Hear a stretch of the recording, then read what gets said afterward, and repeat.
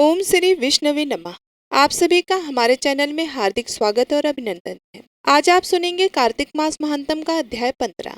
आप सभी को दीपावली के महापर्व की हार्दिक शुभकामनाएं। इसी के साथ आज आप सुनेंगे विष्णु चालीसा का पाठ, भगवत गीता का पाठ, तुलसी माता की कथा और तुलसी माता की आरती। पृथु बोले कि हे ब्राह्मण, आपने तुलसी का महात्म और व्रत का इतिहास मुझसे कहा, सो मैंने सुना। अब कार्तिक व्रत करने वाले पुरुष का फल और महानतम में कहो। यह व्रत पहले किसने किया, यह वर्णन करो। तब नारद जी बोले, संध्याचल पर्वत पर काबीपुर में धर्म जानने वाला धर्मदत्त नाम का ब्राह्मण था। यह सदा विष्णु का व्रत और पूजन करके 12 अक्षर मंत्र का जाप करता और अतिथि सत्कार करता था। एक समय कार्तिक मास में एक पहर रात्रि रहने पर भगवान श्री हरि के जागरण को भगवान के मंदिर में गाया। भगवान के पूजन की सामग्री लेकर जाते हुए उस ब्राह्मण ने टेढ़ी दाढ़, लप्पल पाती, भीतर को धसे हुए लाल नेत्र, लंबे ओठ, सूखी पतली फुकार मारती एक राक्षसी को देखा। उसको देखकर वे कांप उठा। भय के मारे वे पूजा की सामग्री और जल से उसको मारने लगा। भगवान का स्मरण करते हुए तुलसी के जल से जो उसको मारा, सो उसके पाप नष्ट हो गए।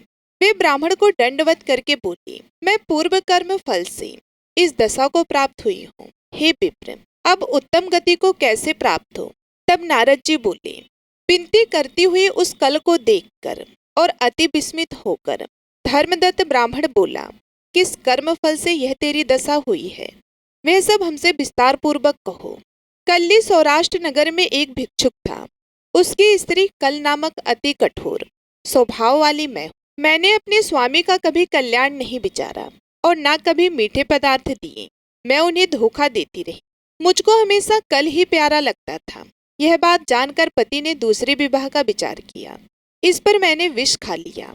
यम के दूत मुझे बांध कर ले गए और यमराज ने मुझे देखकर चित्रगुप्त से कहा कि इसने क्या कर्म किया है, यह देखो।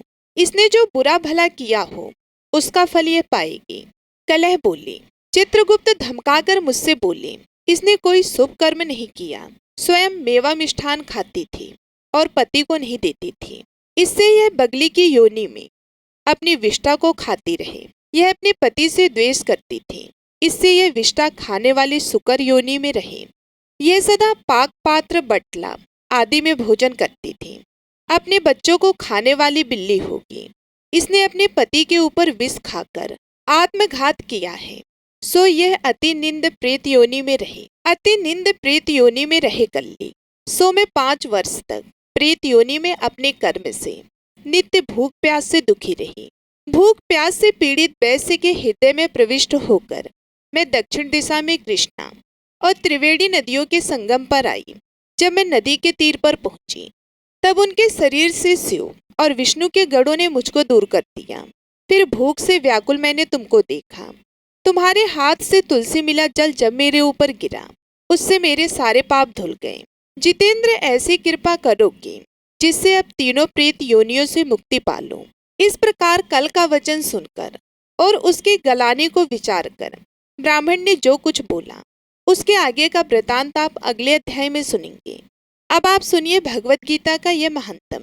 भगवान शिव पार्वती जी से कहते हैं कि देवी, अब 8वें अध्याय का महात्म सुनो। उसको सुनने से तुम्हें बड़ी प्रसन्नता होगी। लक्ष्मी जी के पूछने पर भगवान विष्णु ने उन्हें इस प्रकार 8वें अध्याय का महात्म बताया था। दक्षिण में अमृत कपूर नामक एक प्रसिद्ध नगर है। वहाँ भाव शर्मा नामक एक ब्राह्मण रहता था, जिसने वैश्या को पत्नी बनाकर रखा था। वह मांस खाता, मदिरा पीता, श्रेष्ठ पुरुषों का धन चुराता, पराई स्त्री और शिकार खेलने में दिलचस्पी रखता था। वह बड़े भयानक स्वभाव का था और मन में बड़े बड़े हौसले रखता था।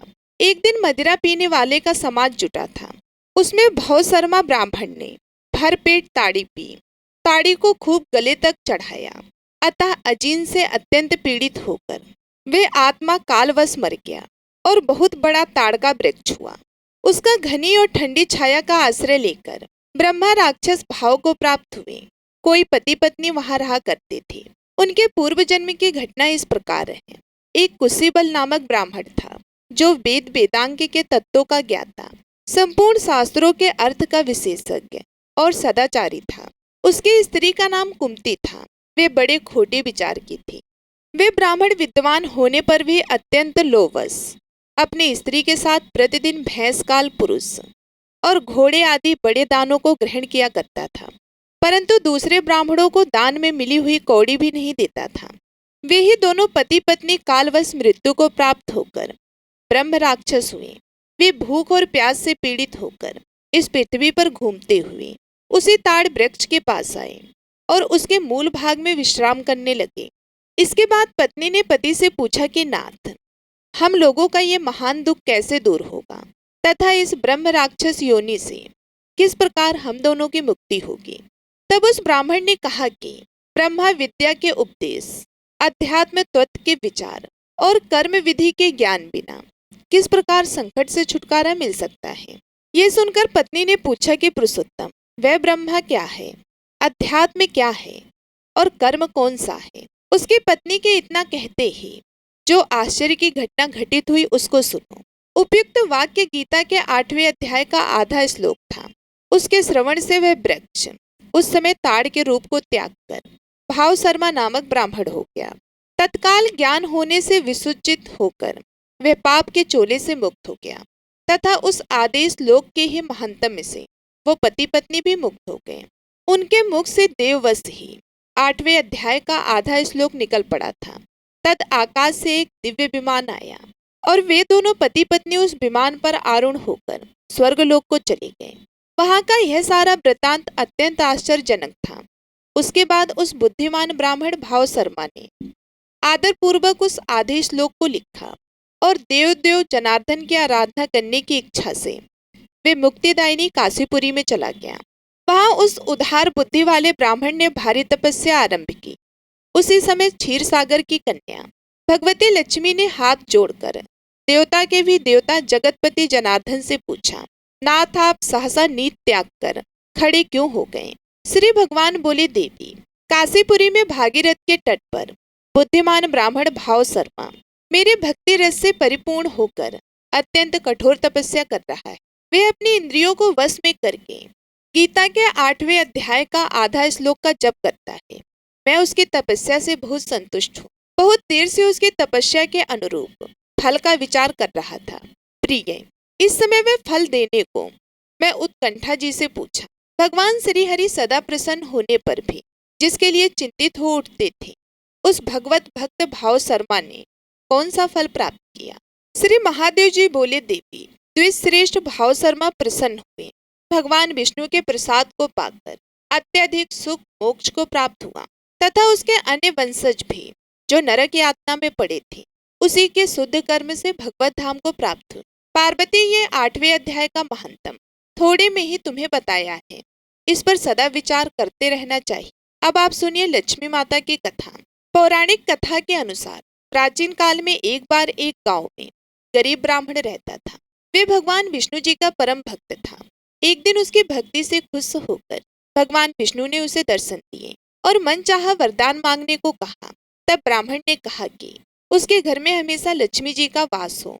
इस इच्छा को जानने के बाद विष्णु जी ने कहा कि उसे लक्ष्मी तो प्राप्त हो सकती है, लेकिन उसके लिए उसे थोड़ा प्रयत्न करना होगा।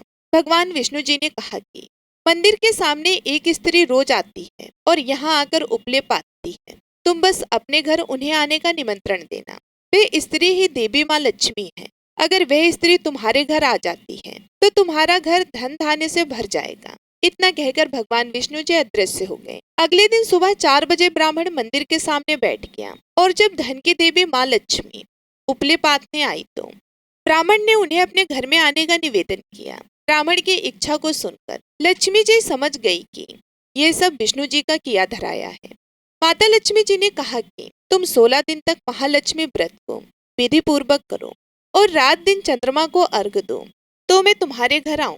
देवी के कहे अनुसार ब्राह्मण ने देवी का व्रत और पूजन किया और उत्तर की दिशा की ओर मुख करके लक्ष्मी जी को पुकारा।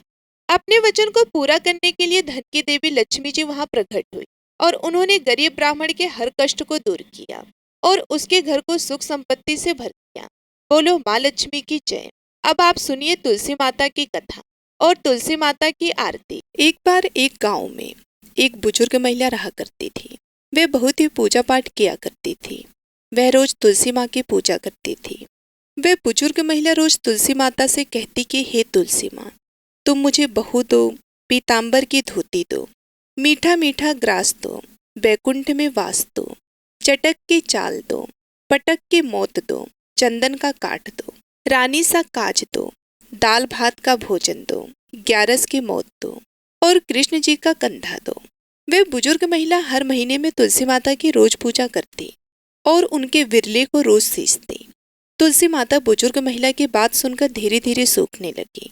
तभी भगवान श्री कृष्ण जी ने देखा कि तुलसी माता सूख रही हैं और तभी एक दिन भगवान श्री कृष्ण तुलसी माता जी के पास प्रकट हुए और भगवान श्री कृष्ण जी ने तुलसी माता से पूछा कि तुम क्यों सूख रही हो? सभी महिलाएं तुम्हारी पूजा करती हैं और तुमको रोज सींचती हैं, लेकिन फिर भी तुम सूखती जा रही हो, इसका कारण क्या है? जिसके बाद तुलसी माता ने भगवान श्री कृष्ण जी से कहा कि हे प्रभु, एक बुजुर्ग महिला मेरे पास रोज आती है और रोज एक ही बात बोलती है। कहती है कि हे तुलसी माता सबकी दाता, मैं तेरा बिरला सींचती हूँ, तुम मुझे बहू दे, पीताम्बर की धोती दे, मीठा मीठा ग्रास दे, बैकुंठ में वास दे, चटक की चाल दे, पटक की मौत दे, चंदन का काट दे, रानी सा रास दे, दाल भात का भोजन दे, 11 की मौत दे और कृष्ण जी का कंधा दे।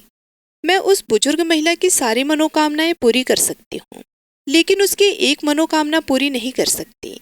मैं कृष्ण जी का कंधा कहाँ से दूंगी?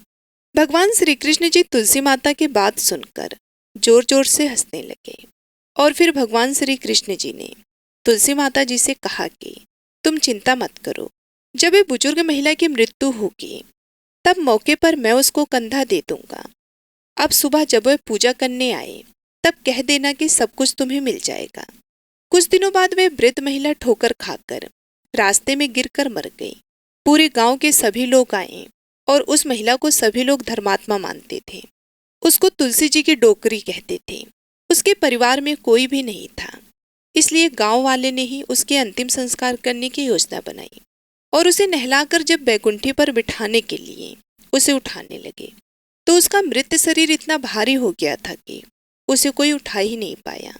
यह सब देखकर वहां के सभी लोग तरह तरह की बातें करने लगे और कहने लगे कि यह इतना पूजा पाठ करती थी, हर समय माला फेरती थी, इसलिए यह इतनी भारी हो गई है।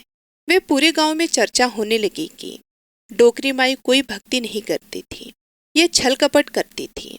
हम जिसे धर्मात्मा समझते थे वह पापी है जो कि किसी से भी नहीं उठ पा रही है। यह इसके कर्मों की सजा है। इधर भगवान ने सोचा कि मेरे भक्तों की निंदा हो रही है, इसलिए भगवान ने बूढ़े ब्राह्मण का भेष धारण करके वहां पर आए और वहां पर एक व्यक्ति से पूछने लगे कि यहाँ पर इतनी भीड़ क्यों लगी है, जिससे लोग कहने लगे कि यह डोकरी माई मर गई हैं और पाप इतना था कि जिससे ये उठ नहीं पा रही हैं। सब उठा उठा कर थक गए। तब ब्राह्मण ने कहा कि मुझे एक बात डोकरी के कानों में कहने दो, फिर वे देखो कैसे उठती हैं। तो सभी लोगों ने कहा कि आप भी प्रयास करके देख लीजिए। तब भगवान ने उस वृद्ध महिला के कानों में कहा कि हे डोकरी माई, देखो मैं आ गया हूँ। और जो डोकरी पूजा करते समय शब्द कहती थी वह शब्द उसके कानों में कहने लगे, तू बिड़ला सींच, तेरा मैं करूँ निस्तारा, मेरा डोकरी माई बहू ले, बेटी ले पोता ले, लड्डू ले पीताम्बर की धोती ले, गहना ले घी का घड़ा ले, मीठा मीठा खीर और पूड़ी ले, दाल भात का भोजन ले, धन दौलत ले, बेटा पोता को ले, काम ले, तुलसी को पताका ले, मुंह में गंगा जल ले, 11 के दिन ले, चंदन को दाग ले, श्री कृष्ण जी का कंधा ले। इतना सुनते ही डोकरी हल्की हो गई। भगवान ने बोला आओ और उसको उठाओ। भगवान ने हाथ लगाया और डोकरी उठ गई। सबको बड़ा ही आश्चर्य हुआ। उसे खूब धूमधाम से ले जाया गया। भगवान उसे अपने कंधे पर ले गए।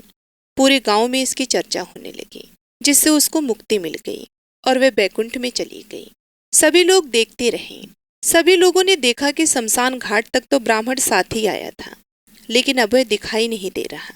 इससे लोगों को समझ में आ गया कि वो कोई और नहीं, स्वयं भगवान बूढ़े ब्राह्मण के रूप में आए थे। बोलिए श्री राधा कृष्ण भगवान की जय। बोलिए श्री तुलसी शालिग्राम जी की जय। आइए अब सुनते हैं तुलसी चालीसा। जय जय तुलसी भगवती सत्यवती सुखदानी। नमो नमो हरि प्रियसी श्री वृंदा गुण खानी। श्री हरि शीस विरजनी देहु अमर वरम। जनहित हे वृंदावनी अब ना करहु बिलम।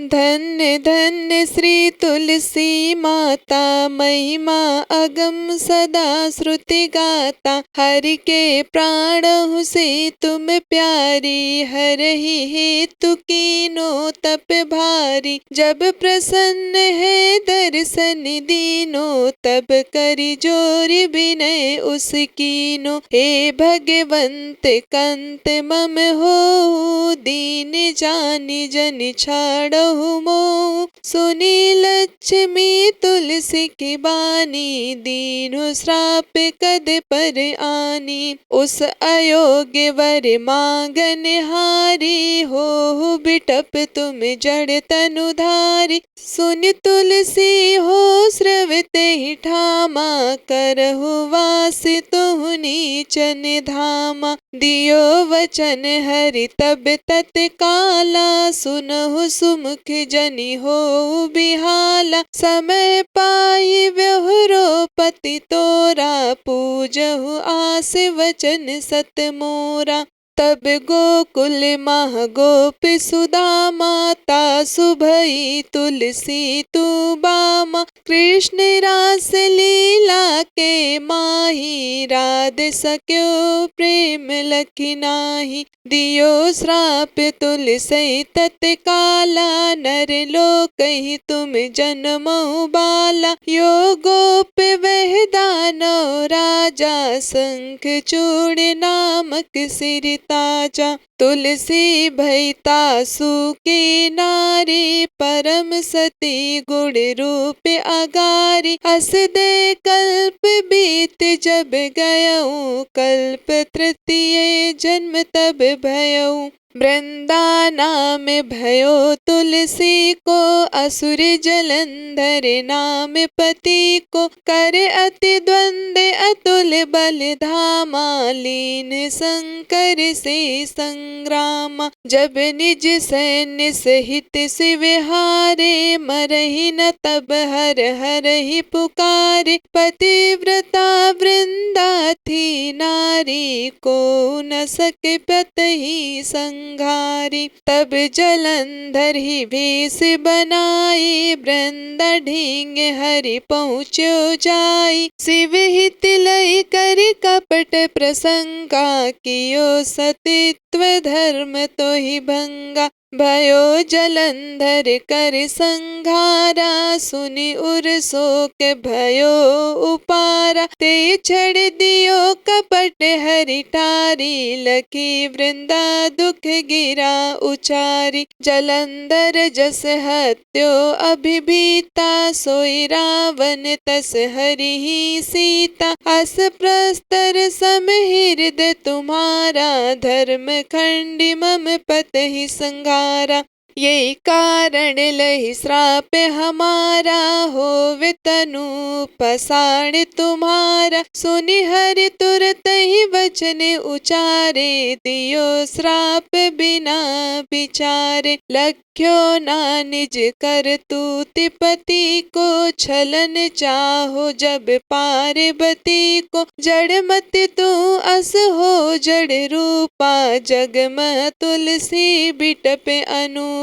धग्वे रूप हम साली ग्रामा नदी गंड के बीच ललामा। जो तुलसी दल हम ही चढ़े हैं सब सुख भोग परम पद पई है। बिन तुलसी हरि चलत शरीरा अतिशय उठत शीस उर पीरा। जो तुलसी दल हरि सिर धारत सो सहस्त्र घट अमृत डारत। तुलसी हरि मन रंजन हारी रोग दोष दुख भंजन हारी। प्रेम सहित हरि भजन निरंतर, तुलसी राधा में नहीं अंतर। व्यंजन हो छपनऊ प्रकारा, बिन तुलसी दल नहरहि प्यारा। सकल तीर्थ तुलसी तरु छाही, लहत मुक्ति जन संशय नाही। कवि सुंदर इक हरि गुण गावत, तुलसी निकट सहस गुण पावत। बसत निकट दुर्वासा धामा, जो प्रयास ते पूर्व ललामा। पाठ करहि जो नित्य नर नारी, होहि सुख भासै त्रिपुरारी। तुलसी चालीसा पढ़ही, तुलसी तरु ग्रह धारी। दीप दान करि पुत्र फल, पावै बंधु नारी। सकल दुख दरिद्र हरि, हार है परम प्रसन्न। असी है धन जन लड़ही ग्रह, बसही पूर्णा अत्र। लाही अभिमत फल जगत, महलाई पूर्ण सब काम। जहि दल अर्पहि तुलसी तह, सहस बसहि हरि राम। तुलसी महिमा नाम लख, तुलसी सुत सुख राम। मानस चालीसा रच्यो, जग मह तुलसीदास। बोलिए तुलसी माता की जय, श्री हरि विष्णु की जय। अब आइए सुनते हैं तुलसी माता की आरती। जय जय तुलसी माता मैया, जय तुलसी माता। सब जग के सुख दाता, सब जग के सुख दाता। सबकी वर माता, जय जय तुलसी माता। सब योगों से ऊपर, सब रोगों से ऊपर मैया, सब रोगों से ऊपर। रज से रक्षा करके, रज से रक्षा करके। सबकी भव त्राता, जय जय तुलसी माता। बटु पुत्री है श्यामा, सुरबल्ली है ग्रामा। मैया सुरबल्ली है ग्राम्या। विष्णु प्रिय जो नर तुमको सेवे, विष्णु प्रिय जो नर तुमको सेवे। सो नर तर जाता, जय जय तुलसी माता। हरि के शीस विराजत, त्रिभुवन से हो वंदित। मैया त्रिभुवन से हो वंदित। पतित जनों की तारिणी, पतित जनों की तारिणी। तुम हो विख्याता, जय जय तुलसी माता। लेकर जन्म विजन में, आई दिव्य भवन में। मैया आई दिव्य भवन में। मानो लोक तुम्ही से, मानो लोक तुम्ही से। सुख संपत्ति पाता, जय जय तुलसी माता। हरि को तुम अति प्यारी, श्याम बड़े सुकुमारी। मैया श्याम बड़े सुकुमारी। प्रेम अजब है उनका, प्रेम अजब है उनका। तुमसे कैसा नाता, जय जय तुलसी माता। हमारी विपद हरो तुम, कृपा करो माता। मैया कृपा करो माता। जय जय तुलसी माता, जय जय तुलसी माता, मैया जय तुलसी माता, सब जग की सुखदाता, सब जग की सुखदाता, सबकी वर माता, जय जय तुलसी माता। प्रेम से बोलिए तुलसी माता की जय, माता लक्ष्मी की जय, भगवान विष्णु जी की जय। ये थी आज की कार्तिक मास के महंतम की कथा। आशा करती हूँ आपको आज की ये कथा पसंद आई होगी और आप हमारे आने वाली वीडियो का भी इंतजार करेंगे। आप सभी का दिन शुभ एवं मंगलमय हो, इसी कामना के साथ मैं आप सभी लोगों से विदा लेती हूँ। मिलती हूँ मैं आप सभी लोगों से अगले वीडियो में। तब तक के लिए नमस्कार।